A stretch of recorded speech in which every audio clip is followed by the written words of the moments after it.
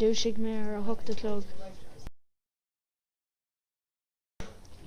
Chuir mé mo éadí scoile ar an catham gansaí lia, briste lia agus bróga dubh. Thuaigh mé go dtí an seomba fulca agus níigh mé mo aghaidh agus mo lámha. Rith mé síos an staire mar bhí ocras orm. D'it mé tósta agus dól mé té. Coláiste colm is anam don scoil, tá an scoil ol mhór.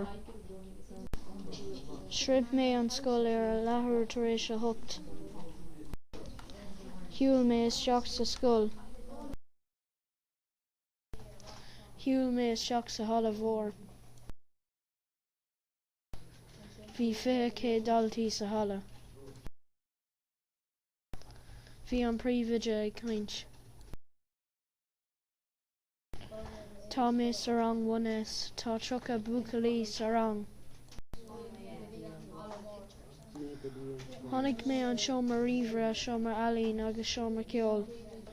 Déanam stadair ar Gaeilge, Mata, Star, Béarla, ealaín agus stadair gnó. Is é Gaeilge an tábhar is fearlam.